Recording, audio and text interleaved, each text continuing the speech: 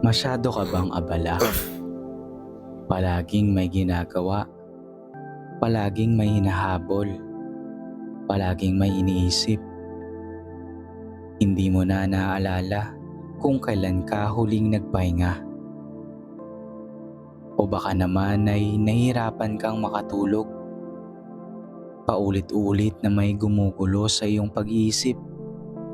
Marami kang mga alalahanin, mga di matapos-tapos na tanong. Paano na bukas? Bakit ko yun ginawa? Hanggang kailan ako ganito? Ikaw na ngayon ay napapagod.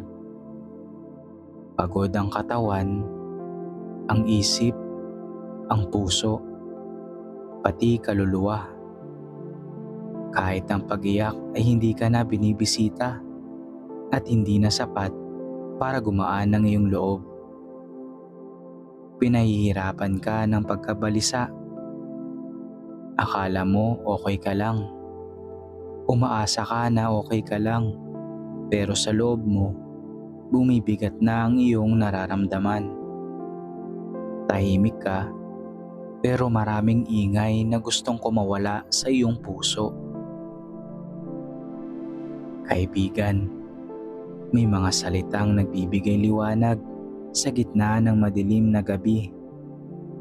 May mga paalalang nagmumula sa Diyos na may takdang panahon ng lahat, na may kapahingahan sa piling niya, at may kapayapaang hindi kayang ibigay ng mundong ito. Kung hindi mo na alam ang gagawin at gusto mong makalaya sa ganitong mga damdamin, samahan mo ako ngayon. Magkakasama nating tutuklasin kung paano tayo inaanyayahan ng Diyos na magpahinga sa piling niya. Kung gusto mong mapuno ang iyong araw ng pag-asa mula sa salita ng Diyos, mag-subscribe ka na. I-comment mo na rin sa ibaba kung gusto mong ikaw ay may panalangin. Ilalapit natin iyan sa Panginoon. Kung handa ka nang makinig at mapagpala, tara, simulan na natin. Saan hahanapin sa Biblia kapag masyado kang abala? Mga Ngaral, chapter 3, verses 1 hanggang 15.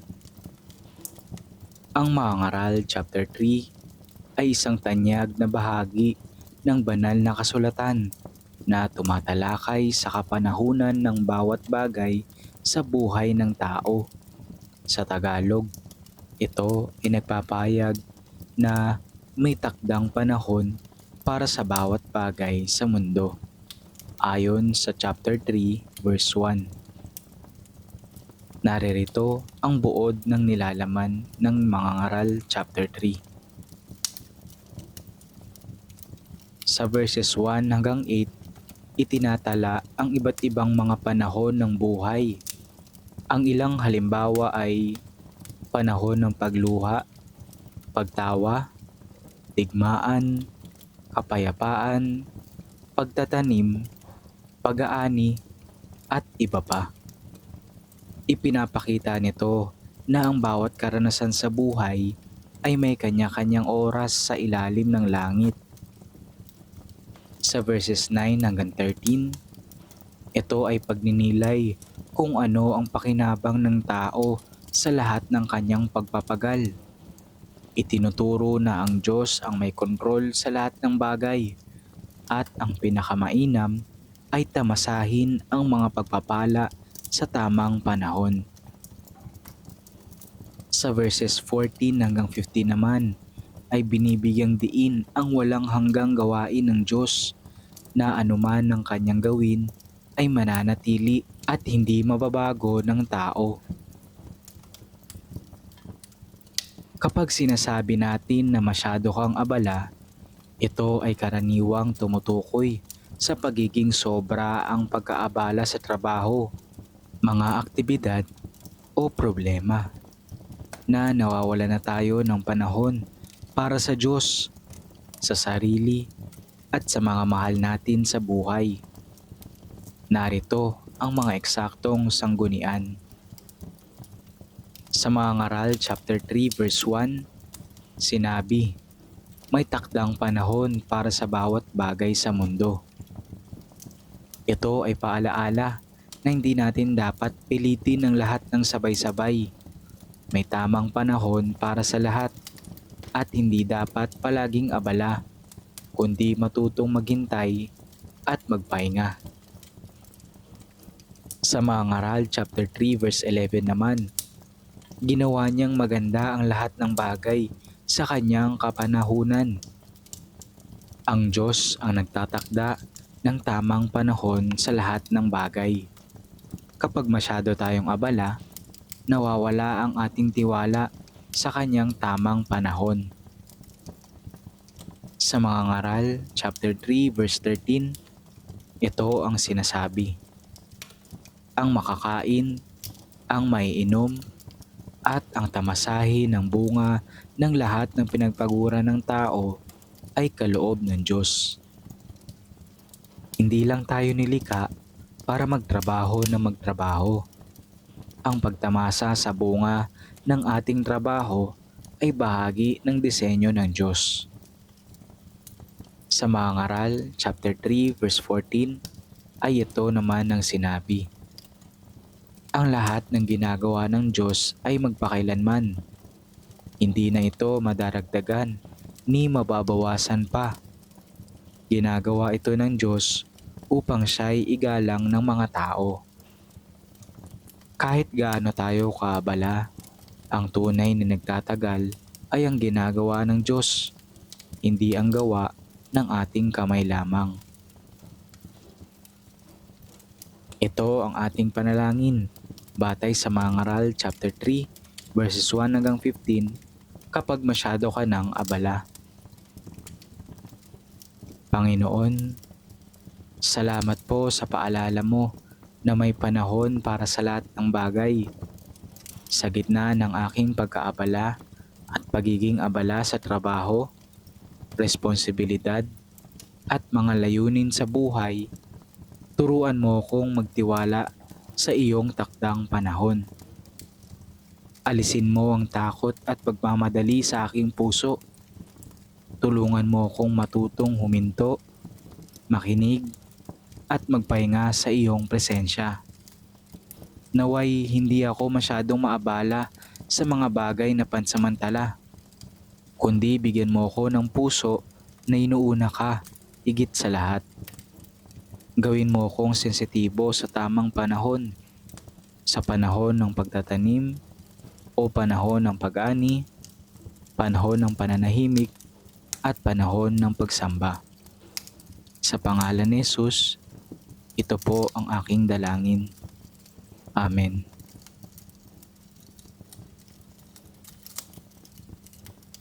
Saan hahanapin sa Biblia kapag hindi ka makatulog? Awit chapter 4. Ang awit chapter 4 ay isang panalangin ni David na nagsusumamo sa Diyos sa panahon ng kagipitan. Isa itong salmo ng pagtitiwala at kapahingahan na nagpapakita kung paanong kahit sa gitna ng kaguluhan, may kapayapaan sa piling ng Diyos. Naririto ang buod ng awit chapter 4 sa Tagalog. Sa verse 1, ipinakita ang pagsusumamo ni David sa Diyos na tugunin ng kanyang panalangin sa oras ng kagipitan. Sa verses 2 to 3 naman, nagsasalita siya sa mga tao na inaapi siya at pinapayo na kilalanin na pinapakinggan ng Diyos ang matuwid. Sa verses 4 hanggang 5 naman, ay inaanyayahan ng mga tao na magbalik loob, magnilay at magtiwala sa Diyos. Habang sa verses 6 hanggang 7 naman, maraming tao ang naghahanap ng kasiyahan. Ngunit si David ay natagpuan ang tunay na kagalakan sa presensya ng Diyos. Sa verse 8 naman, nagwawakas ito sa isang matatag na pahayag. Ito ang sinabi, "Sa kapayapaan ay hihiga ako at agad na makakatulog, sapagkat ikaw lamang, O Panginoon, ang nagpapatahan sa akin ng tiwasay." Maraming tao ang nahihirapang matulog sa maraming kadahilanan. Ilan dito ay ang alalahanin sa buhay. Nandyan din ang takot o pangamba. Minsan naman ay pagkabalisa o stress. Ang awit chapter 4 ay napakagandang sagot sa ganitong kalagayan. Narito ang koneksyon sa mga piling talata. Sa awit chapter 4 verse 1, ito ang sinabi, "Dinggin mo ako pagkat ako'y tumatawag, O Diyos na aking katuwiran. Iyong pinagaan ako sa oras ng kagipitan. Mahabag ka sa akin at pakinggan mo ang aking panalangin." Kapag hindi ka makatulog, ito ang unang dapat gawin. Manalangin at humingi ng kaawaan at kapanatagan sa Diyos. Sa awit chapter 4 verse 4 naman ay ito ang sinabi, "Kayo'y mga galit at huwag mangagkasala. Magbulay kayo ng inyong puso sa inyong higaan at kayo'y tumahimik." Kapag hindi ka makatulog, pwede mo itong ilaan sa tahimik na pagninilay. Hindi mo kailangang gumalaw kagad. Pwede ka magnilay sa puso mo habang ikaw ay nakahiga. Sa awit chapter 4 verse 8 naman ay ito ang sinasabi, "Sa kapayapaan ay hihiga ako at agad na makakatulog, sapagkat ikaw lamang, O Panginoon, ang nagpapatahan sa akin ng tiwasay." Ito ang tugon sa di makatulog. Ang tiwala sa Diyos ang nagbibigay ng kapahingahan. Hindi ang solusyon sa problema ang kailangan agad, kundi ang presensya ng Diyos. Samahan mo akong manalangin batay sa awit chapter 4 kapag ikaw ay hindi makatulog. O Diyos na nagbibigay ng kapayapaan, lumalapit ako sa iyo sa gitna ng gabi. Sa gitna ng aking mga pag-aalala at pangamba, ikaw lamang ang aking katiwasayan. Tulungan mo kong ibuhos sa iyo ang laman ng aking puso at kapalit nito ay iparamdam mo ang iyong presensya. Bigyan mo ko ng kapahingahan sa isip at puso upang tulad ni David, makatulog ako ng may kapayapaan. Sa iyo ako nagtitiwala, O Panginoon. Amen.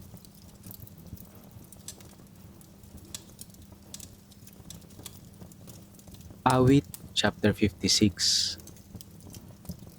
Ang awit 56 ay isinulat ni David nang siya'y nahuli ng mga Filisteo sa Gat.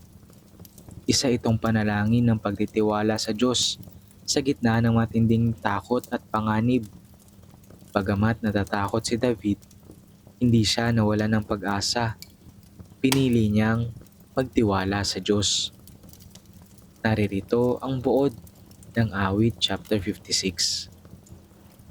Sa verses 1 hanggang 2, hiniling ni David ang awa ng Diyos habang siya'y pinapahirapan ng kanyang mga kaaway. Sa verses 3 hanggang 4 naman ay inamin ni David na siya'y natatakot, ngunit dineklara rin naman niya ang kanyang pagtitiwala sa Diyos. Sa verses 5 hanggang 7 ay isinalaysay ang masasamang balak ng mga tao laban kay David. Sa verse 8 naman ay ipinahayag na alam ng Diyos ang bawat luha at bawat gabi ng pagdurusa. Pinagtibay ni David ang kanyang tiwala na tutulungan siya ng Diyos. At sa verses 12 hanggang 13 naman ay nangakong mag-aalay si David ng pasasalamat dahil iniligtas na siya ng Diyos. Kung ikaw ay hindi makatulog dahil sa takot, sa pag-aalala, o sa matinding pressure, ang awit chapter 56 ay nagbibigay ng inspirasyon at katiyakan na maaari mong sabihin sa Diyos ang lahat ng nararamdaman mo. Hindi siya bulag sa iyong mga luha at pag-iyak sa gabi. At ang pagtitiwala sa Kanya ay nagbibigay ng kapahingahan sa kaluluwa kahit hindi pa tapos ang problema. Naririto ang mga eksaktong talata na may koneksyon sa ating tema. Sa awit chapter 56 verse 3 ay ito ang binanggit. Tuwing ako'y natatakot, ako'y sa iyo nagtitiwala. Kapag gabi na at di ka makatulog dahil sa takot o pangamba, ito ang gawin mo. Tumigil, huminga, at magtiwala. Sa awit chapter 56 verse 8 naman, ay ito ang sinasabi. Iyong binilang ang aking mga paglalagalag. Ilagay mo ang aking mga luha sa iyong botelya. Hindi ba sila nasa iyong aklat? Isang napaka-personal na larawan ng Diyos na nag-iingat ng bawat luha natin. Alam niya ang mga gabi nang walang tulog. Hindi ka nag-iisa. Sa awit chapter 56 verse 11 naman ay ito ang sinasabi. Ako'y may tiwala sa Diyos. Hindi ako matatakot. Ano ang magagawa sa akin ng tao? Minsan, ang hindi makatulog ay dahil sa takot sa kinabukasan o sa ibang tao. Pero ang tiwala sa Diyos ay pananggalang natin sa takot na ito. Halina at samahan mo kong manalangin batay sa awit chapter 56 kapag nahihirapan kang makatulog. O Diyos na nakakakita ng bawat luha at nakakaalam ng bawat pag-aalala ko, lumalapit ako sa iyo sa mga sandaling ako'y di makatulog. Tulad ni David, maraming bumabagabag sa aking isipan. Takot, pangamba, at mga tanong na walang sagot. Ngunit ngayon, pinipili kong magtiwala sa iyo. Salamat dahil binibilang mo ang aking mga luha at pinangahawakan mo ang aking mga pangamba. Bigyan mo ko ng kapayapaan na lampas sa pangunawa upang makapagpahinga ako ngayong gabi sa iyong piling. Sa pangalan ni Jesus, Amen.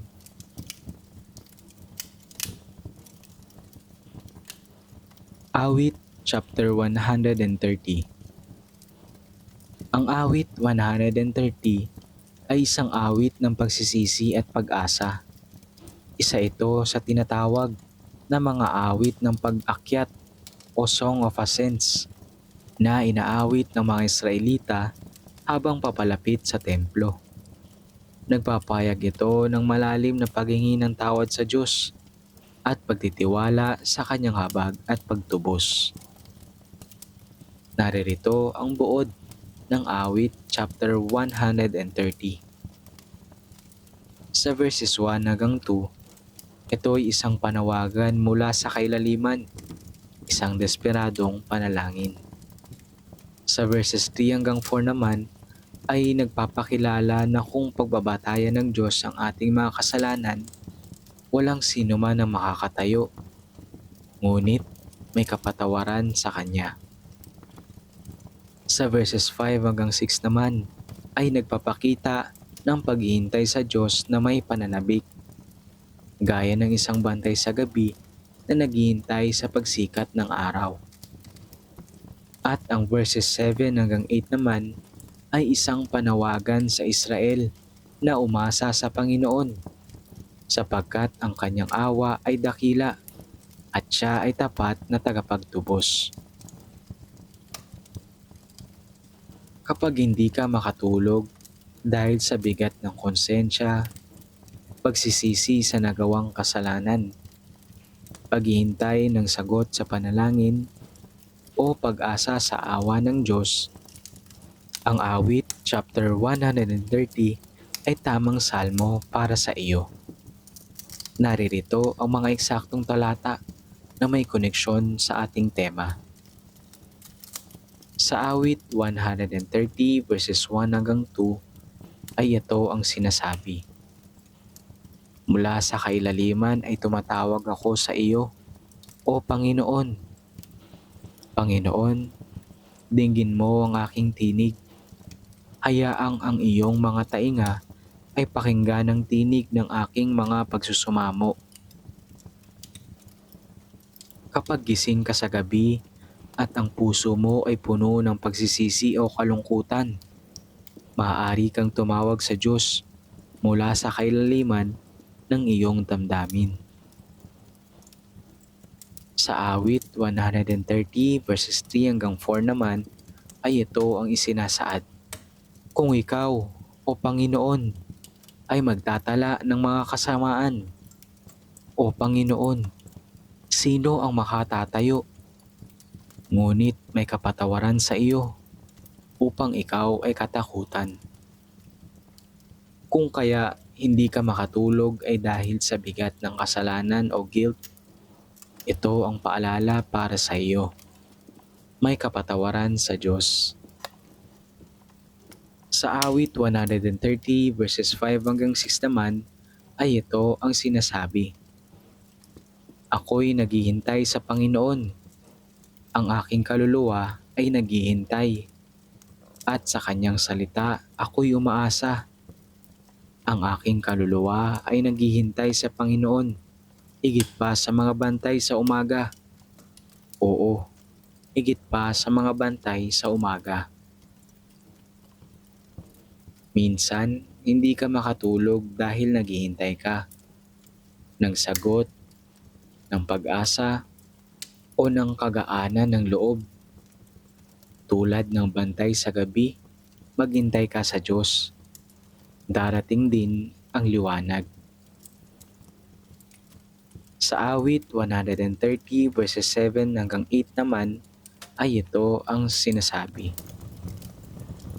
O Israel, umasa ka sa Panginoon, sapagkat sa Panginoon ay may pag-ibig na tapat at sa Kanya ay may saganang pagtubos at Kanyang tutubusin ang Israel mula sa lahat niyang kasamaan. Sa gabi ng pag-alaala, umasa sa tapat na pag-ibig ng Diyos at sa Kanyang pagtubos. Halina't manalangin batay sa awit chapter 130 kapag hindi ka makatulog. Panginoon, mula sa kailaliman ng aking puso, ako'y tumatawag sa iyo. Hindi po ako makatulog, dala ng bigat ng aking damdamin, ng mga pagkakamaling aking nagawa, at ng paghintay sa iyong tugon. Ngunit sa iyo ay may kapatawaran. Sa iyo ako umaasa. Tulad ng isang bantay sa gabi na naghihintay ng pagsikat ng araw, ako'y maghihintay sa iyo na may pananampalataya. Salamat dahil sa iyong tapat na pag-ibig at pagtubos. Bigyan mo ako ng kapahingahan ngayong gabi. Sa pangalan ni Jesus, sa iyo po ako nananalangin. Amen.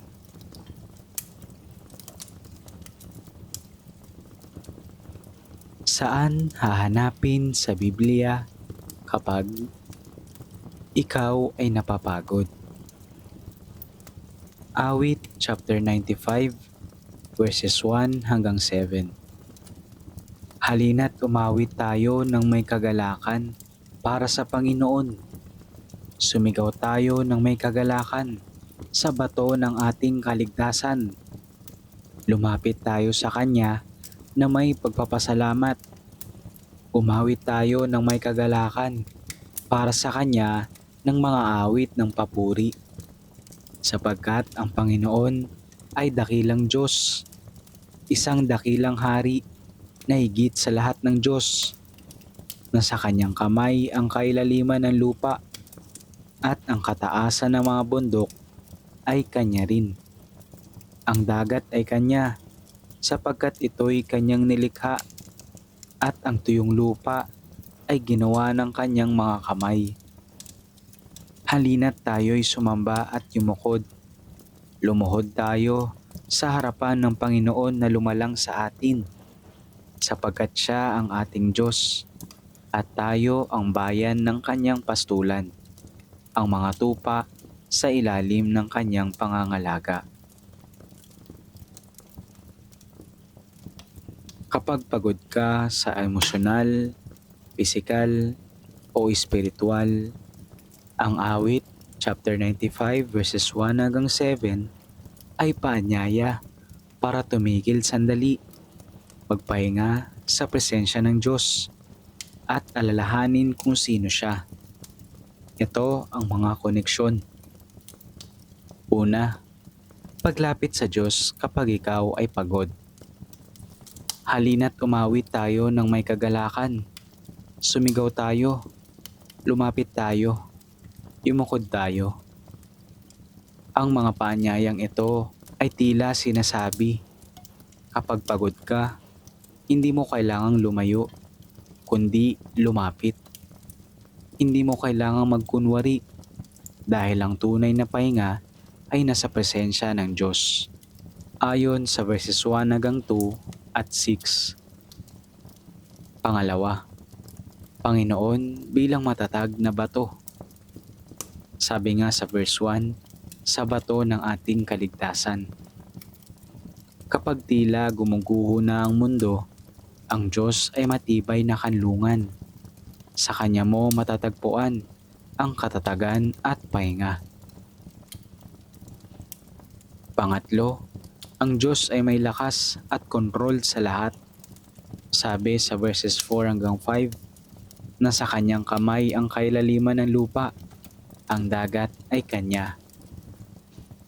Kung ang Diyos ang may kontrol sa malalalim na bagay, sa bundok at dagat, kaya niyang hawakan ang pagod mong puso. Pang-apat, tayo ay Kanyang mga tupa. Sabi sa verse 7, tayo ay bayan ng Kanyang pastulan. Ang isang pagod na tupa ay inaalagaan, ginagabayan, at pinapahinga ng kanyang mabuting pastol. Ayon sa awit chapter 23 verses 1 hanggang 3. Ito ay isang larawan ng mapagkalingang pahinga. Naririto ang iba pang eksaktong talata na sumusuporta sa tema ng kapaguran at pagpapahinga.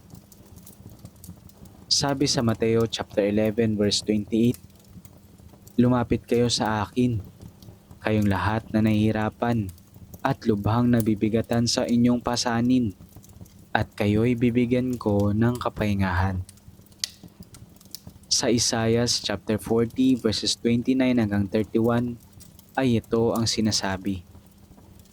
Kanyang pinapalakas ang mahihina at pinagayaman ng lakas ang walang kakayahan.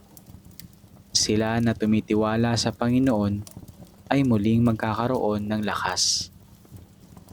Sa awit chapter 23 verses 2 to 3 ay ito naman ang sinasabi. Pinapahiga niya ako sa luntiang pastulan, inaakay sa tahimik na tubig, pinapanumbalik niya ang aking kaluluwa. Halina at manalangin, batay sa awit chapter 95 verses 1 hanggang 7, kapag ikaw ay napapagod. Amang Diyos na buhay, lumalapit ako sa iyo ngayon. Pagod ang aking katawan, puso at isip. Ngunit salamat po dahil ang inyong paanyaya ay hindi upang gumawa pa, kundi upang lumapit at sumamba. Ikaw ang bato ng aking kaligtasan, matatag at di matitinag. kahit ang lahat sa paligid ko ay tila magulo. Sa iyo ko natatagpuan ang tunay na pahinga. Inaamin kong ako'y isang tupa na naliligaw at napapagod. Ngunit ikaw ang mabuting pastol na may malasakit, may lakas, at may pagmamahal. Sa iyong mga kamay, nariyan ang katahimikan. Turuan mo kong magpahinga sa iyong presensya. Palitan mo ang aking pagod ng kapayapaan, ang aking pangamba ng pananampalataya, at ang aking kahinaan ng iyong lakas. Yayakapin ko ang iyong salita at magpapahinga ako sa iyong biyaya. Sa pangalan ni Jesus, Amen.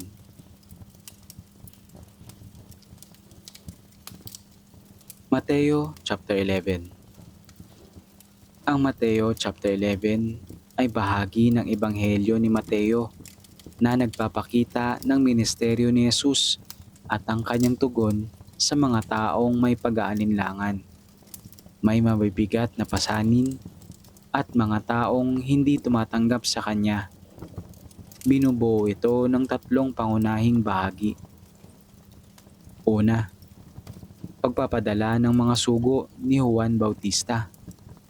Ayon sa Mateo chapter 11 verses 1 hanggang 19.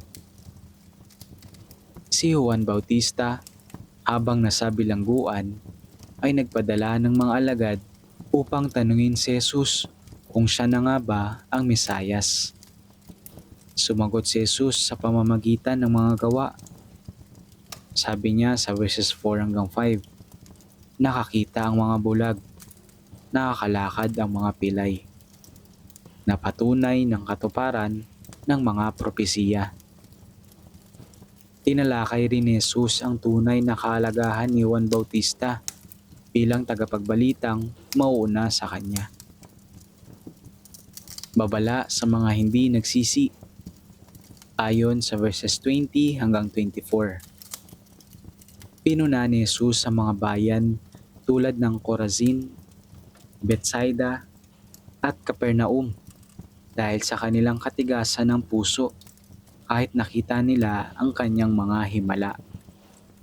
Binanggit niya na mas magaan pa ang hatol sa mga masamang lungsod gaya ng Sodoma kaysa sa kanila. Paanyaya ni Jesus sa mga napapagod. Base ito sa verses 25 hanggang 30 ng kabanata. Ito ang pinakatanyag na bahagi sa tanong na kapag ikaw ay napapagod. Narito ang kabuuan. Mateo chapter 11 verses 28 hanggang 30. Lumapit kayo sa akin, kayong lahat na nahihirapan at lubhang nabibigatan sa inyong pasanin, at kayo'y bibigyan ko ng kapahingahan. Pasanin ninyo ang aking pamatok at sundin ninyo ang aking mga itinuturo, sapagkat ako'y maamo at mapagpakumbabang loob. Makakatagpo kayo sa akin ng kapahingahan, sapagkat madaling dalhin ang aking pamatok at magaan ang pasaning ibinibigay ko sa inyo. Narito mga talatang may koneksyon sa temang kung ikaw ay napapagod. Sa Mateo chapter 11 verse 28 ay nagbibigay ng paanyaya para sa mga pagod. Lumapit kayo sa akin, kayong lahat na nahihirapan at lubhang nabibigatan sa inyong pasanin. Dito, inamin ni Jesus na may mga pasanin talaga ang tao. Emosyonal, pisikal, pinansyal, o espiritual. Naririto rin ang pagbigay niya ng solusyon. Hindi ang umiwas, kundi lalo pang lumapit sa kanya. Sa Mateo chapter 11 verse 29 naman, sinabi ang kanyang pamatok ay magaan. Pasanin ninyo ang aking pamatok, sapagkat ako'y maamo at mapagpakumbaba. Ipinapalit ni Jesus ang kanyang pamatok. Hindi ito bigat, kundi pagpapasakop sa kanyang gabay na puno ng biyaya at kaaliwan. Ang kanyang kababaang loob ay nagbibigay ng kapahingahan sa mga pagod at nabibigatan. Sa Mateo chapter 11 verse 30 naman ay ipinapakita na ang kanyang pamatok ay magaan at madaling dalhin. Madaling dalhin ang aking pamatok at magaan ang pasaning ibinibigay ko sa inyo. Ibig sabihin, may kapahingahan sa ilalim ng kanyang pamumuno. Ang tunay na pahinga ay hindi kawalan ng problema, kundi ang pagkakaroon ng kapayapaan sa piling ni Kristo. Naririto pa ang ibang kaugnay na talata sa pagod at pahinga. Sa Awit chapter 23 verses 1 hanggang 3, pinapahiga niya ako sa luntiang pastulan, inaakay sa tahimik na tubig, pinapanumbalik niya ang aking kaluluwa. Sa Isaiah chapter 40 verses 29 hanggang 31 ay ito naman ang sinasabi. Pinapalakas niya ang mahihina. Sila na tumitiwala sa Panginoon ay muling magkakaroon ng lakas. Sa Hebreo chapter 4 verses 9 hanggang 10 ay ito naman ang sinasabi. May natitira pang kapahingahan para sa bayan ng Diyos. Ang sino mang pumasok sa kapahingahang ito ay nagpapahinga rin mula sa sarili niyang gawa. Manalangin tayo. Batay sa Mateo chapter 11 verses 28 hanggang 30, kapag ikaw ay pagod. Panginoong Hesus, ako po ay pagod. Pagod sa mga alalahanin, sa mga pagsubok, sa mga tanong na wala akong kasagutan.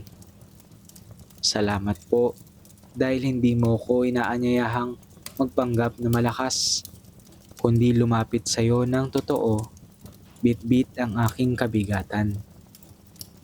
Inaabot ko sa iyo ang lahat ng aking mga pasan. Turuan mo kong pasanin ng iyong pamatok na puno ng biyaya at kapayapaan. Palitan mo ang aking pagod ng iyong lakas, ang aking takot ng iyong katiyakan, at ang aking bigat ng iyong kagaanan. Nais kong makatagpo ng kapahingahan sa iyo, hindi dahil wala ng problema, kundi dahil kasama kita sa bawat hakbang. Manatili ka sa gitna ng aking puso at turuan mo kong magtiwala ng lubusan. Sa ngalan ni Jesus, Amen.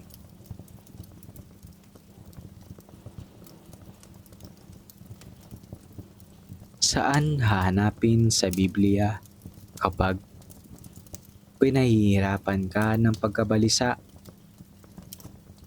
Awit chapter 46.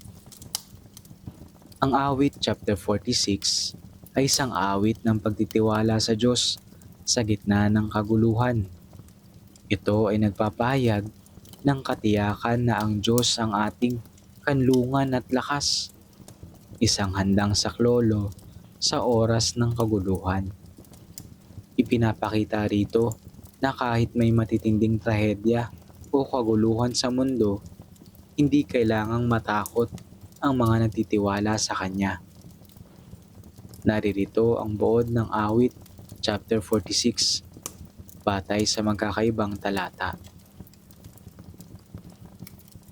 Sabi sa verses 1 hanggang 3, ang Diyos ang ating kanlungan at kalakasan, handang saklolo sa oras ng kaguluhan.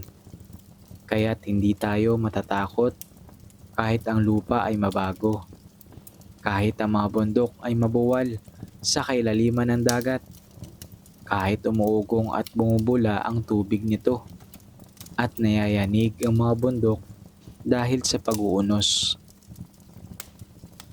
Kahit may kaguluhan sa paligid, ang Diyos ay matatag ng kanlungan. Ang pagkabalisa ay natural sa gulo, pero ang tiwala sa Diyos ay nagbibigay ng kapayapaan. Sa verses 4 hanggang 5 naman na ito ang sinasabi. May isang ilog na ang mga agos ay nagpapasaya sa bayan ng Diyos. Hindi matitinag ang lungsod ng Diyos. sapagkat ang Diyos ay naroon. Tutulungan niya ito sa pagbubukang liwayway. Sa gitna ng kaguluhan, may ilog na sumisimbolo sa presensya ng Diyos na nagbibigay ng kagalakan at katiwasayan sa kalooban. Ang presensya ng Diyos ay nagpapakalma sa pusong balisa. Sa verses 6 hanggang 7 naman ay ito ang sinasabi. Ang mga bansa ay nagngangalit, ang mga karian ay nayayanig. Siya'y nagsalita, ang lupa ay natunaw. Ang Panginoon ng mga hukbo ay kasama natin. Ang Diyos ni Jacob ay ating kanlungan. Ang Diyos ay higit sa kaguluhan sa mga bansa. Maging ang pinakamalaking problema ay walang kapangyarihan kapag Diyos na ang nagsalita. Sa verse 10 ay ito ang sinasabi. Huminto kayo at kilalanin ninyong ako ang Diyos. Ako'y dadakilain sa mga bansa. Ako'y dadakilain sa buong daigdig. Ang Diyos mismo ang nagsasabing, huminto kayo. Isang paanyaya sa pusong balisa na tumigil. Magpahinga at kilalanin ng Diyos na may kontrol sa lahat. Kung ikaw ay pinahihirapan ng pagkabalisa, ang awit chapter 46 ay nagpapaalala na hindi ka nag-iisa. Ang Diyos ang iyong kanlungan at lakas.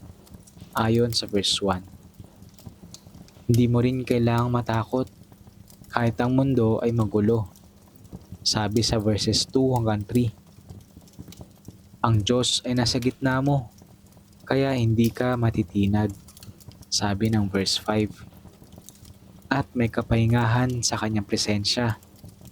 Huminto kayo at kilalanin niyong ako ang Diyos. Sabi sa verse 10. Samahan mo ko manalangin batay sa awit chapter 46 kapag pinahihirapan ka ng pagkabalisa. Panginoon, ikaw ang aking kanlungan at lakas. Sa oras ng kaguluhan at pagkabalisa, ikaw ay aking sandigan.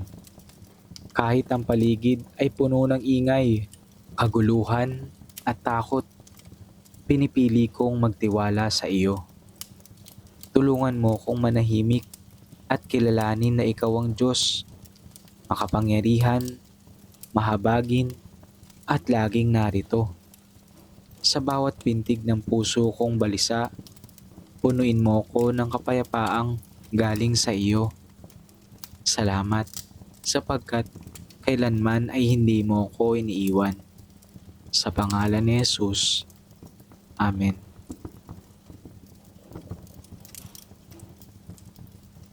Mateo chapter 6. Ang Mateo chapter 6 ay bahagi ng sermon sa bundok ni Jesus. Sa kabanatang ito, itinuro niya ang tamang puso sa pagbibigay, panalangin, pag-aayuno, at higit sa lahat, ang tamang pananaw sa mga bagay ng mundong ito. Lalong-lalo na kung tungkol sa pag-aalala o pagkabalisa. Narito ang pangunahing nilalaman ng Mateo chapter 6. Nilalaman sa verses 1 hanggang 18 ang tamang ugali sa kabanalan, pagbibigay, panalangin, at pag-aayuno. Sa verses 19 to 24 naman ay umuukol sa kayamanan sa langit at ang pagiging tapat sa Diyos kaysa sa pera. At sa verses 25 hanggang 34 naman ay ipinapaalala na huwag tayong mabalisa. Ipinangaral dito ni Jesus ang tungkol sa pagkabalisa at pagtitiwala sa Diyos. Ang Mateo chapter 6 verses 25 hanggang 34 ay direktang tumatalakay sa pagkabalisa sa buhay. Mga alalahanin tungkol sa pagkain, inumin, damit, at kinabukasan. Dito, si Jesus mismo ang nagsasabing huwag kang mag-alala at nagbibigay siya ng mga dahilan kung bakit. Sabi sa Mateo chapter 6 verse 25, "Kaya't sinasabi ko sa inyo, huwag kayong mabalisa tungkol sa inyong buhay kung ano ang inyong kakainin o inumin o tungkol sa inyong katawan kung ano ang inyong isusuot. Hindi ba't ang buhay ay higit na mahalaga kaysa pagkain at ang katawan kaysa damit?" Paalala ni Jesus na mas mahalaga ang buhay kaysa sa mga bagay na inaalala natin. Ang Diyos na nagbigay ng buhay ay kayang magbigay ng lahat ng kailangan. Sa Mateo chapter 6 verse 26 naman ay ito ang sinasabi, "Masdan ninyo ang mga ibon sa himpapawid, hindi sila nagtatanim, ni nag-aani o nag-iimpok sa mga kamalig. Ngunit pinapakain sila ng inyong amang nasa langit. Hindi ba't higit kayong mahalaga kaysa sa kanila?" Ang Diyos na nagpapakain sa mga ibon ay mas lalo tayong aalagaan. Hindi tayo dapat magpabihag sa pagkabalisa. Sa Mateo chapter 6 verse 27 naman ay ito ang sinasabi, "Sino sa inyo ang makakapagpahaba ng kanyang buhay ng kahit isang oras sa pamamagitan ng pag-aalala?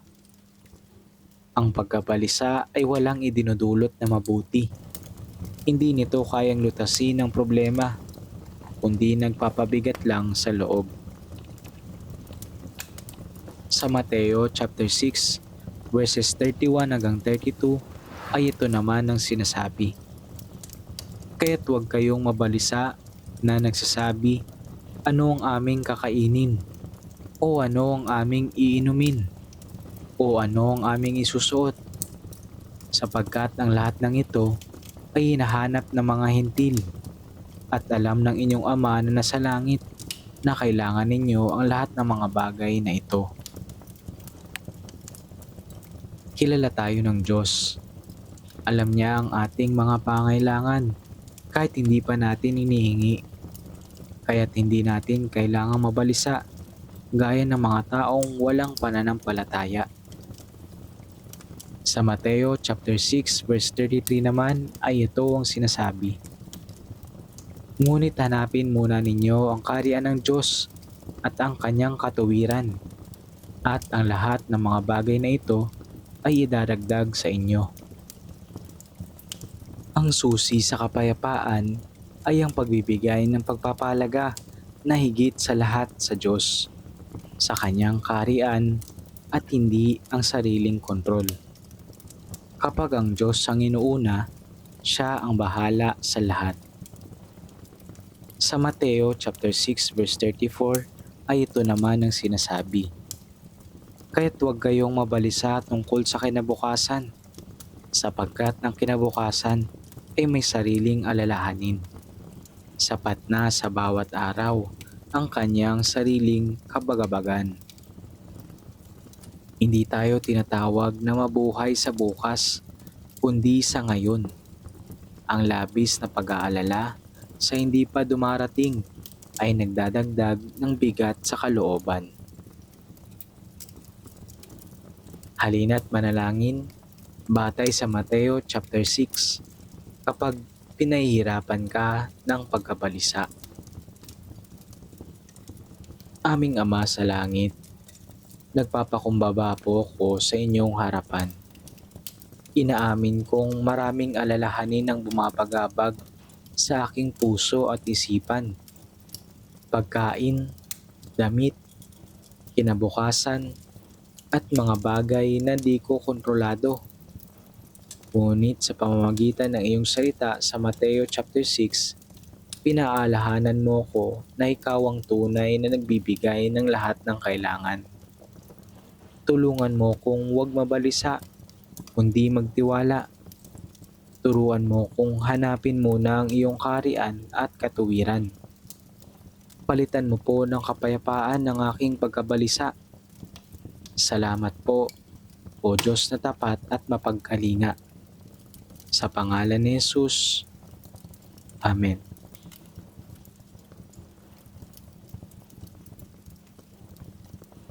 Mga awit, chapter 4, verse 8. Sa aking pagiga, nakakatulog ng mahimbing, pagkat ikaw, Yahweh, ang nag-iingat sa akin. Kawikaan, chapter 3, verses 24 to 26. Sa lahat ng iyong lakad, wala kang aalalahanin, at lahat ng pagtulog mo ay masarap at mahimbing. Kahit hampas nitong bagyo ay dumating ng biglaan, hindi ka mababagabag tulad ng mga mangmang. Pagkat tiwala kang si Yahweh ang kaagapay mo, at di niya hahayaang sa bitag ikay masilo. Mga ngaral, chapter 5, verse 12. Mahimbing ang tulog ng isang manggagawa, marami man o kaunti ang kanyang pagkain. Ngunit ang mayaman ay hindi man lamang dalawin ng antok. Mateo chapter 8, verses 24 to 26. Habang sila'y naglalayag sa lawa, si Jesus ay natutulog. Biglang bumugso ang isang malakas na unos at halos matabunan ng mga alon ang bangka. Kaya nilapitan nila ng mga alagad si Jesus at ginising. "Panginoon, iligtas ninyo kami, mamamatay kami," sabi nila. Ngunit sinabi niya sa kanila, "Bakit kayo natatakot? Napakaliit naman ng inyong pananampalataya." Bumangon siya, pinatigil ang hangin at ang mga alon, at bumuti ang panahon.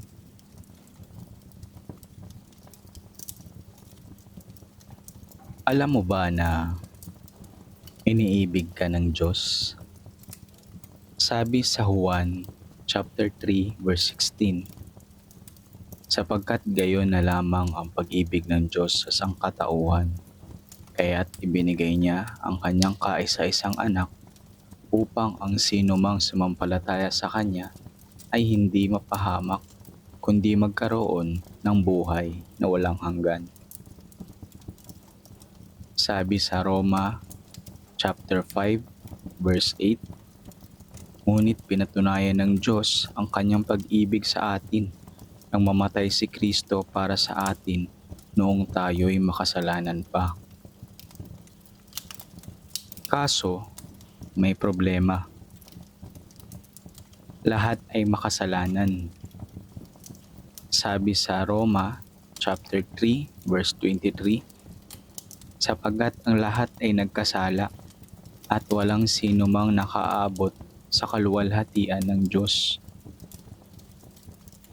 Sabi sa Roma chapter 3, verse 10, ayon sa nasusulat, walang matuwid, wala kahit isa.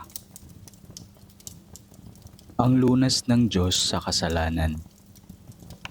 Sabi sa Roma chapter 6, verse 23, sapagkat kamatayan ang kabayaran ng kasalanan, ngunit ang walang bayad na kaloob ng Diyos ay buhay na walang hanggan sa pamamagitan ni Kristo Jesus na ating Panginoon. Sabi sa Juan chapter 1, verse 12, subalit ang lahat ng tumanggap at sumampalataya sa Kanya ay binigyan niya ng karapatang maging mga anak ng Diyos. Sabi sa unang Korinto chapter 15, verse 3 to 4, sapagkat ibinigay ko sa inyo bilang pinakamahalaga sa lahat ang tinanggap ko rin, na si Kristo'y namatay dahil sa ating mga kasalanan tulad ng sinasabi sa kasulatan. Inilibing siya at muling nabuhay sa ikatlong araw tulad din ng sinasabi sa kasulatan. Lahat ay maaaring maligtas. Sabi sa Pahayag chapter 3, verse 20, tingnan mo, Nakatayo ako at kumakatok sa pintuan. Kundi ring gininuman ng aking tinig at bubuksan ng pinto. Papasok ako at kakain akong kasalo niya. Sabi sa Roma, chapter 10, verse 13, dahil sinasabi sa kasulatan, maliligtas ang lahat ng tumatawag sa pangalan ng Panginoon. Gusto mo bang tanggapin si Jesus bilang sarili mong Panginoon at tagapagligtas? Kung gayon, samahan mo ako sa panalangin. Panginoong Jesus, inaamin kong ako'y makasalanan at nangangailangan ng iyong kapatawaran. Naniniwala akong namatay ka para sa aking mga kasalanan. Inaanyayahan kita ngayong pumasok sa aking puso at buhay. Nananalig ako sa iyo bilang aking tagapagligtas at nangangakong susunod sa iyo bilang Panginoon ng aking buhay. Amen. Ito ang katiyakan ng isang mananampalataya. Sabi sa Roma, chapter 10, verse 9, kung ipahahayag ng iyong bibig na si Jesus ay Panginoon at buong puso kang sasampalataya na siya'y muling binuhay ng Diyos, maliligtas ka. Sabi sa Juan, chapter 5, verse 24, pakatandaan ninyo, ang nakikinig sa aking salita at sumasampalataya sa nagsugo sa akin ay may buhay na walang hanggan. Hindi na siya hahatulan, kundi nakatawid na siya sa buhay mula sa kamatayan.